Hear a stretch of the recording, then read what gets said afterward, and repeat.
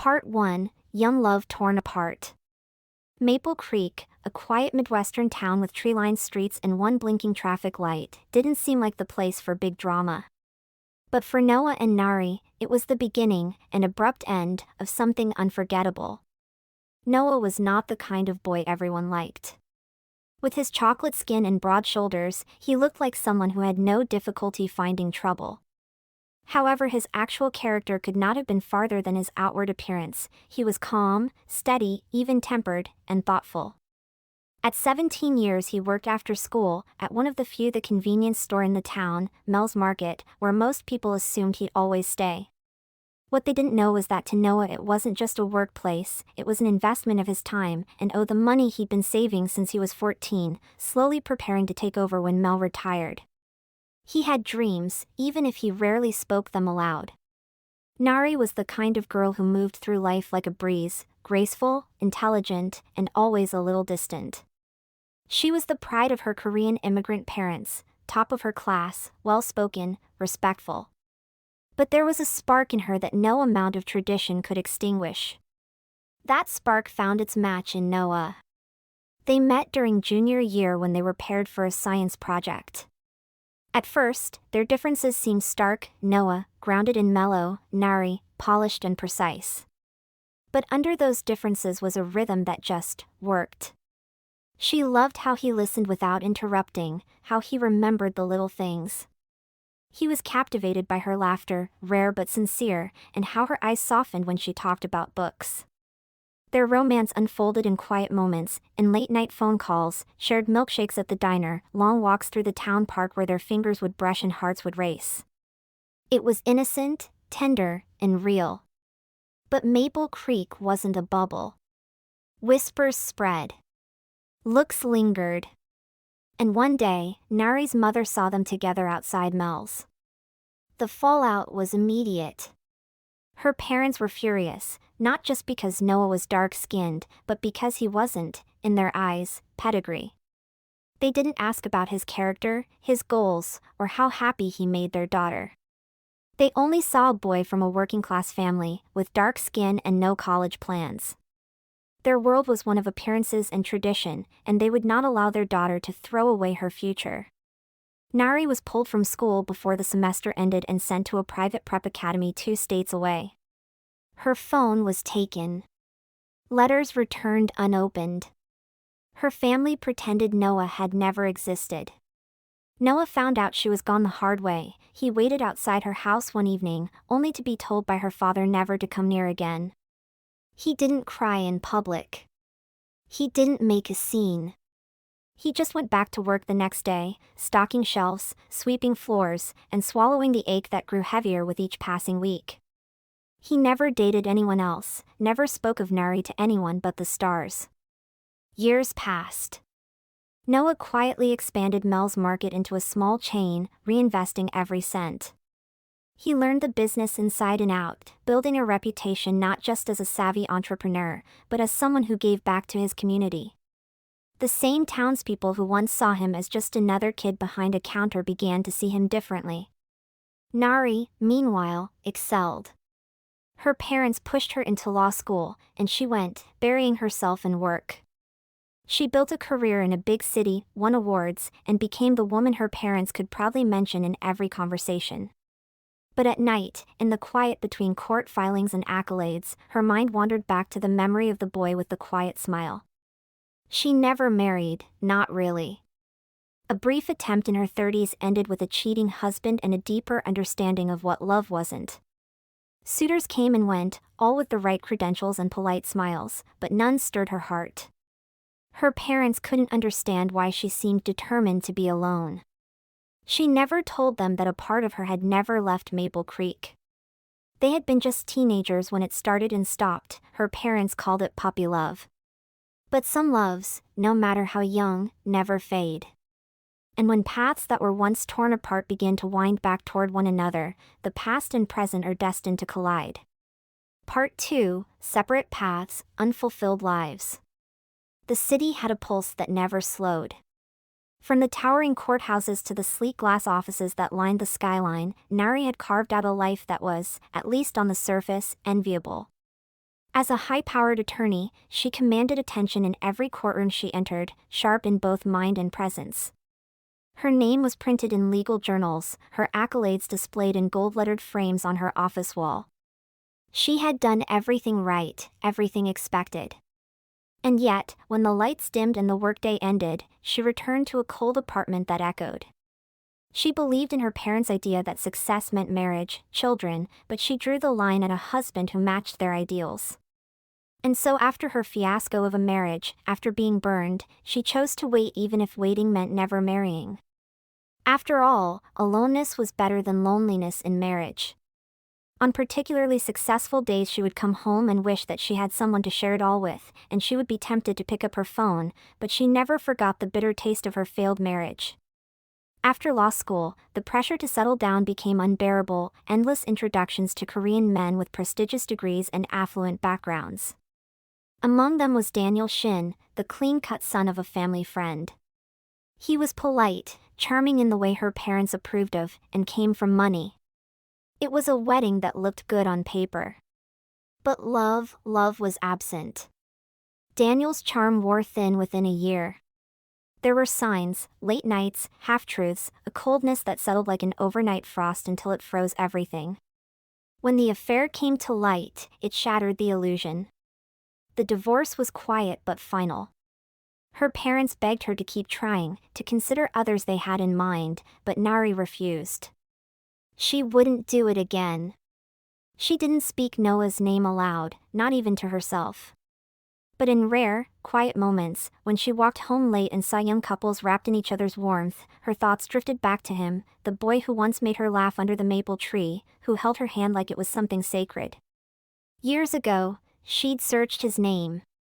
Nothing came up, just the same small town, the same store. She assumed he'd stayed behind, living a quiet life far from hers. Noah had stayed, yes, but the life he built was far from small. After Mel retired, Noah quietly offered his life's savings to fulfill his dream of buying the little convenience store outright. He was successful, he modernized it, streamlined operations, and started opening new locations under a new name, Harvest Co-op. What began as a single local shop grew steadily into a respected regional chain. He had become a successful businessman despite the naysayers, among whom he counted Nari's parents. When they had taken her from him those many years ago, it had struck him that money was power, and that if he had only had some, they may have considered him as something other than a thug in training.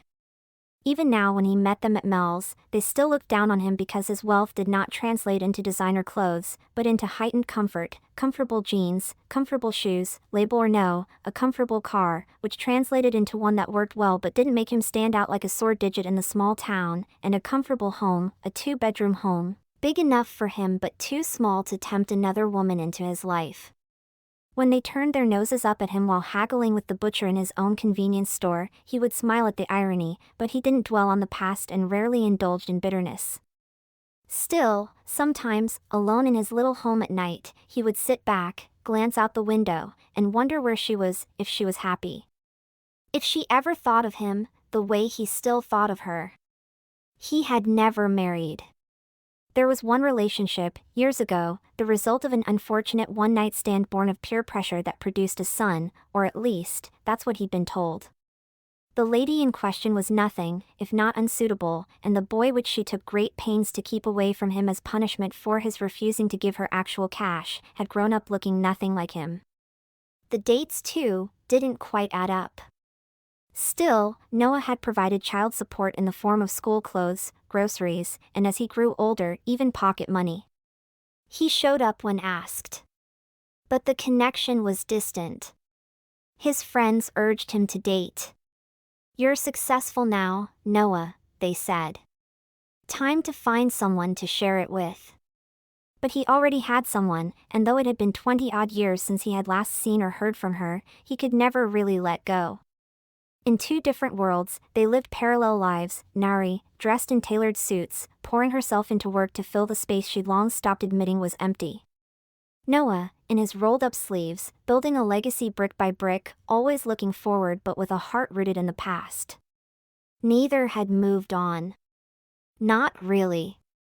And though neither of them knew it yet, time was winding them back toward each other, slowly, steadily, like gravity pulling two distant stars back into orbit. 3. The unexpected reunion. Nari stepped out of her rental car. It had been so many years since she had last visited her hometown, her parents' constant nagging keeping her away. She looked up at the old sign, renewed with obvious love and good taste, and marveled that the old convenience store was still here. She had fond memories of the place, and the people who worked here, but so much time had passed. Noah. The name spoke itself through her heart and her stomach flipped. Noah. She hadn't thought about him in days, well, maybe hours. Truth was, he lingered in the quiet spaces of her thoughts more often than she'd admit. She hadn't planned to stop here. Her parents' house was only 10 minutes away, and she told herself she could survive the weekend without dredging up the past. But feelings of nostalgia had made her pull up here. The chime above the door rang, just like it used to. The place looked cleaner, more modern, same layout, though. Her eyes scanned the shelves, pausing at the candy aisle where they used to sneak sour gummies during their shifts. It all came rushing back. And then she saw him. He stood behind the counter, talking with a young employee, laughing softly at something the boy had said. His voice, deeper now, richer, was unmistakable. He turned, and their eyes met. Noah blinked, and blinked slower, harder, as though he was trying to wake up from a vision that wouldn't fade. Nari? She swallowed, her throat suddenly dry. Hi, Noah. He stepped around the counter, wiping his hands on a cloth tucked into his back pocket. His clothes were casual, dark jeans, clean sneakers, a soft gray hoodie under a fitted jacket, but nothing about him looked shabby. The fabric was high quality, understated. He wore them like he didn't care, but everything fit just right, and he moved with quiet confidence. Not flashy. Just solid. Wow, he said, stopping a few feet from her, unsure whether to hug her or just stare. It's been, 20 years? More like 23, she said with a small smile. But who's counting? They stood in silence for a moment, just taking each other in. Time had left its mark, faint lines near his eyes, a touch of silver at his temples, but he was still unmistakably Noah. Then her shoulders softened and he reached out and held her in a bare hug that practically engulfed her small frame in his large body.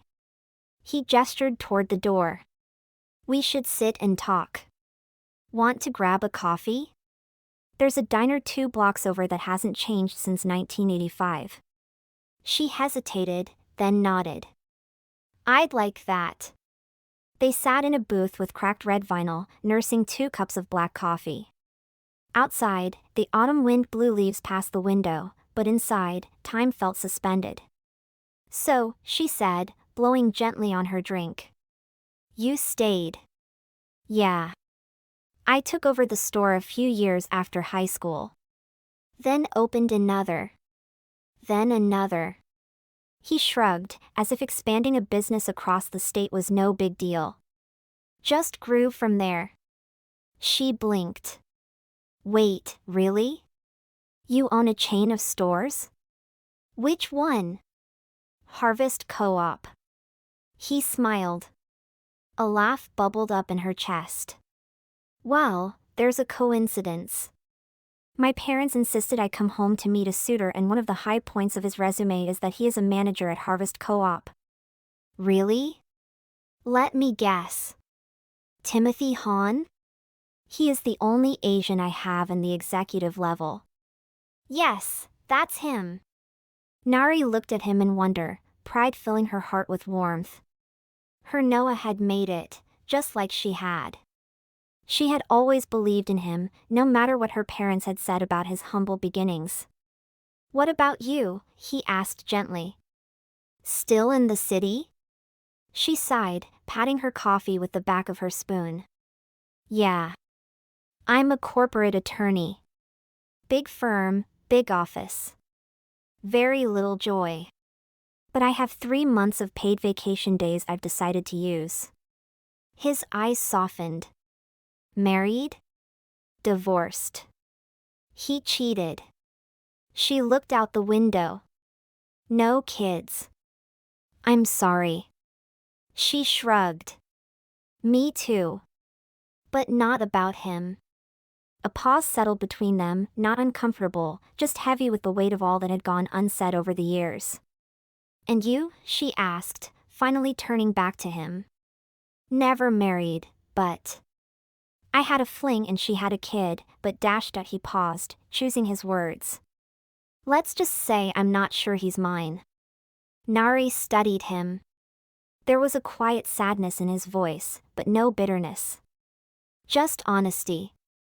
I think about you sometimes, she said casually, but then her eyes met his, steady and searching, and her words ceased at their intensity. I think about you too. All the time. He said with deep feeling, his voice low. Her breath caught. When she finally looked away, she looked outside. The wind had picked up, rattling the diner window. But nothing could compare with the intensity of the earthquake that had just shaken her world. The meeting with Nari's parents was exactly as Noah had expected, tense, polite, and cold enough to freeze the air in the room. They sat in the formal living room of the Kim family home, surrounded by carefully curated decor, delicate porcelain vases, framed diplomas, and stiffly upholstered furniture that no one ever really sat on. Noah was perched on the edge of a couch that felt more like a throne room chair than a seat, his back straight, his palms resting on his knees. Nari sat beside him, her posture poised but defiant. Across from them sat Mr. and Mrs. Kim, both impeccably dressed, their expressions unreadable behind a practiced veneer of civility. So, Mr. Kim began, his voice smooth and measured, you own Mel's convenience store. They had decided to keep things simple. Noah nodded. Yes, sir. I bought it from Mel Simmons before he died. A noble endeavor, Mrs. Kim said flatly, her eyes narrowing slightly. And, you have a child? Nari bristled, but Noah remained calm. Yes. Mrs. Kim offered a tight smile, the kind people give when they're trying not to look openly disapproving. I see. There was a silence then, thick with judgment and discontent. Noah met it with quiet strength. He didn't fidget. He didn't shrink. He'd been underestimated before, by teachers, customers, even business partners. He knew how to hold his ground. After tea and short pleasantries, Mr. Kim offered a carefully worded thank you for coming, giving Noah more than a hint that his welcome was over. As the door shut behind him, Nari let out a breath she didn't realize she'd been holding. That went well, she muttered sarcastically. I don't know why you brought him here. Mrs. Kim said, but he is not the one we want for you. He is completely unacceptable. Later that week, the real pressure began. It started with a casual statement, her mother's voice light, but edged with intent. We're having a dinner Friday, she said. A small gathering. Just family. And a few friends. When Friday arrived, the small family dinner turned out to be a formal gathering with 7 guests, 3 married couples and 1 single man, Timothy Hahn, 42, never married, a luxury condo, and a traditional man, as Mrs. Kim put it. The man was perfectly nice, and perfectly boring. Nari sat through dinner smiling politely, answering predictable questions about her law firm and pretending not to notice the frequent glances exchanged between her parents. When dessert was served, polite conversation had ended and the guests had left. Her mother leaned in, her voice hushed but pointed. So? What do you think about Timothy? I just met him, I'm not thinking about him at all. Nari replied, deliberately nettling her. Mrs. Kim sighed. You don't see what we see. He's a good man. Timothy comes from a good family. He understands our culture. He wouldn't bring shame or confusion, or, her voice trailed off. Or a child? Nari said. Are you taking about Noah? Her mother stiffened. It's not personal. It is personal, Nari snapped. I am meeting Noah for the first time in more than 20 years, and already you are attacking him, just like you did before. He came here, he was polite, he was respectful, but you have found something to use against him, the fact that he has a child out of wedlock. He will just never have your approval, will he? Why are you talking about our approval concerning Noah? Has he asked you to marry him? Aren't you over your childhood romance? Her father, ever the diplomat, cleared his throat. It's not approval, it's wisdom. We've seen what happens when people ignore their roots. You think life is just love and passion, but marriage is duty. Stability. And what has all that stability given you? She shot back. A home full of silence? A daughter you don't know? You want me to be safe, but I want to be happy. Later that night, she called Noah. Her voice trembled with frustration as she spoke. They still want to control me. Can they? Of course not, she replied testily. I'm a little too old to be shipped off to boarding school, don't you think? Well, maybe not boarding school, but they could try to ship you off to Timothy's house. She paused a moment before she answered. I won't be shipped off to anyone's house. She said quietly. Not even mine? Noah's voice was full of meaning. You haven't changed a bit, Noah. You are still the same straight shooter you have always been. I am, he said quietly. And I still go for what I want. I want you, Nari. I still want you. But we were so young, so much time has passed. I still feel the same way about you as I did 23 years ago, Nari. Nothing has changed. Unless you have changed, unless you don't love me anymore. I love you, Noah. I've never stopped thinking about you in all these years. I just thought you would have moved on by now. Noah felt his heart beating wildly at her confession and closed his eyes, trying to hold on to the moment. I never moved on. I couldn't. I've been waiting for you. I still love you, Nari. He heard a new sound coming from her, the soft sound of her sobbing. I'm coming over right now. Meet me outside? He didn't wait for an answer. But she was waiting down the street from her parents' house when he pulled up in his blue BMW SUV. He waited until she slipped into the car and closed the door, then drew her into his arms. Under the muted glow of the streetlights, their bodies leaned close, trembling with the memory of old kisses, breath mingling as the heat between them stirred, slow and familiar, like a flame catching again. The next weekend, she joined Noah on a quiet walk through one of the community gardens. They stopped near a bench, where Noah turned to her. I want you to know that I ran a DNA test on my boy and the results are out. Test results? How did you get a DNA sample? I told his mother that I wouldn't give her any child support unless she let me take him out for the day. I took him to a DNA center and did the tests there. Well, it is not illegal. So? What does the result say? He pulled a folded paper from his jacket. I'm not his father. Nari felt relief sweep through her heart. That's good. But there's something else, he continued, holding his hand up.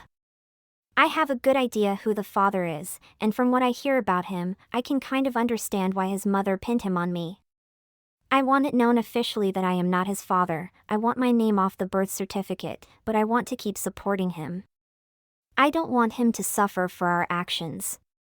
He is innocent in all this, and he should have a chance at life. He took a deep breath and finally looked at her. This is the truth. What do you think?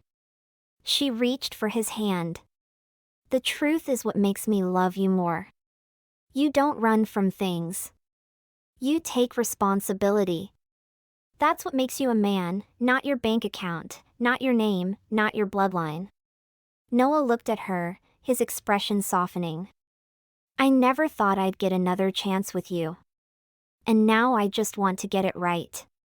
You already are. She leaned into him, resting her head against his shoulder.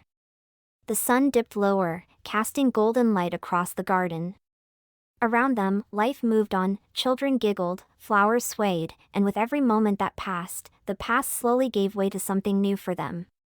The only question now was how to break their renewed relationship to her parents, because as much as they loved each other, neither wanted to build a foundation of love on the pain of her parents, no matter how they had treated them both before. Mrs. Kim was wandering through the bustling mall, her shopping bags heavy but her mind on the upcoming dinner with her daughter, Nari. Suddenly, she spotted Timothy Hahn, the suitor she and her husband had long admired for his impressive job and steady prospects. His sharp suit and confident smile made him stand out of the crowd at the supermarket, and she felt a surge of pride at her future son-in-law. "Timothy!" she called, stepping toward him with a warm smile. "Mrs. Kim, good afternoon," he replied, genuinely pleased to see her. They began chatting about the latest community news and the prices of goods at the store, but as they talked, Mrs. Kim noticed him suddenly pause. Her eyes followed his to see what had caught his attention, and she saw a tall, composed man just stepping into the store. "Noah." Mr. Hahn excused himself politely. "Please, just a moment," he said, striding over to Noah and lowering his voice respectfully.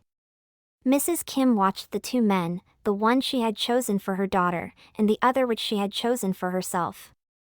She knew Nari was seeing Noah again. No daughter could hide the glow of love, or the faint rosiness of her lips after Noah dropped her off, from her mother's watchful eyes. To her, they were evenly matched physically. Both handsome. Both composed. But now, watching, she saw her choice showing deference to Nari's, and her curiosity was piqued. She waited patiently until he returned. "Sorry," Mr. Hahn said when he did. "That is Noah Turner. My boss." Mrs. Kim blinked in surprise. "Your boss? Your supervisor?" "No," Mr. Hahn laughed. "The owner of Harvest Co-op." "The owner? But I thought he was just, a local boy working at a small store." Mr. Lee chuckled softly. "Well, he started out here, but that was many years ago. Since then, he's built a whole empire, stores all over the state. He's one of the most successful businessmen around here." Mrs. Kim's hands trembled slightly as she clutched her shopping bags. "I had no idea." Her mind raced as she finished her purchases, the news echoing in her thoughts. When she got home, she immediately found her husband, Mr. Kim, sitting in the living room. "Jay," she said, "you won't believe who Noah really is." Mr. Kim's eyes widened as his wife relayed her story. "Wow. That changes everything." Mrs. Kim nodded slowly. "Yes. It really does. But I feel so foolish. I thought he was a ne'er-do-well. The way he was still hanging about here 20 years after Nari left, I was glad to have separated them. I didn't think he would amount to anything. But still, I really hoped she would marry someone, at least Asian." Mr. Kim was quiet, but his eyes reflected his agreement with everything his wife said. Part 6: Acceptance and New Beginnings. The tension in the Kim household had been palpable ever since Mrs. Kim's discovery at the mall. For weeks, Mr. and Mrs. Kim wrestled with their feelings, pride that their daughter had found someone successful and capable, and deep-rooted hesitation because of Noah's ethnicity. Their traditional values, shaped by years of immigrant experience, clashed with the reality of Noah's accomplishments. But time had a way of softening even the hardest of hearts. One crisp Sunday afternoon, Noah was invited to the Kim family home. He and Nari had been carrying on a long-distance relationship since her vacation had ended and she had returned to the city, but she had been in town since Friday evening, and per her words, had had a major showdown with her parents. The Kim house was impeccably tidy, every detail reflecting the family's status and care. Noah arrived early, his calm presence filling the space as he waited quietly in the living room. Mr. Kim entered first, his expression reserved but respectful. "Noah," he said, nodding, "thank you for coming today." Noah smiled gently. "Thank you for having me, sir." Mrs. Kim soon followed, her eyes soft but cautious. She placed a small plate of fresh fruit on the coffee table, her silent way of showing hospitality. There were no grand gestures or emotional embraces, but there was an unmistakable undercurrent of respect in her movements. For a while, conversation was polite but careful, weather, business, Nari's work. Noah spoke modestly about his growing company, his voice steady yet humble. It was clear he did not seek to impress with wealth, only to connect. Then, the moment came. Mr. Kim cleared his throat, looking at Noah with a weight on his shoulders.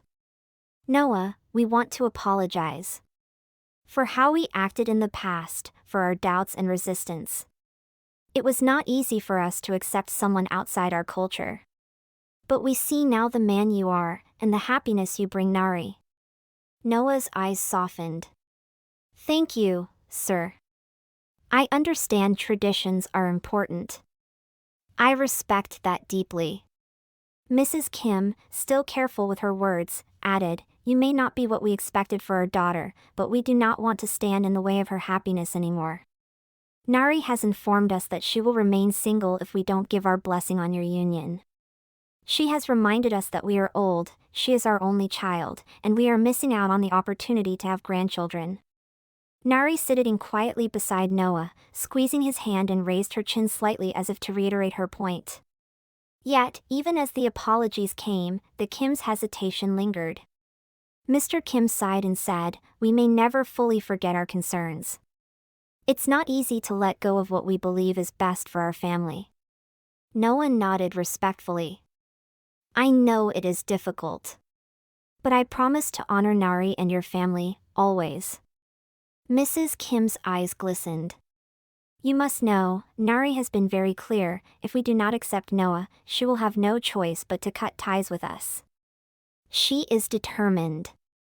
That honesty struck a chord with both parents. They exchanged glances, the weight of tradition battling with the love for their daughter. Finally, after a long pause, Mr. Kim spoke firmly. "Then you have our blessing, Nari. If Noah is the man you love, we will support your decision. We want you to be happy." Tears welled in Nari's eyes as she hugged her parents. Noah smiled, feeling the walls between them beginning to crumble. With the Kim's reluctant blessing secured, Noah and Nari turned toward their future. Noah owned a beautiful house in the city, modern and spacious, nestled near the headquarters of his growing business empire. Though he had lived most of his life in their quiet hometown, he had decided to relocate, not just for convenience but to build a life together with Nari in a place full of opportunity. One evening, as they walked hand in hand through the city streets, Nari looked up at Noah and said softly, "I'm ready for this new chapter, with you." Noah smiled. "Me too. It's time to make new memories, together." They dreamed of blending their worlds, balancing Nari's career with Noah's expanding business, honoring their roots while embracing change. Though challenges remained, their love was steadfast, a testament to resilience and hope. As they prepared to start their life as husband and wife, the shadows of the past no longer held them back. Instead, they served as reminders of how far they had come, torn apart by fear and prejudice, reunited by courage and commitment. And in that, they found their greatest strength.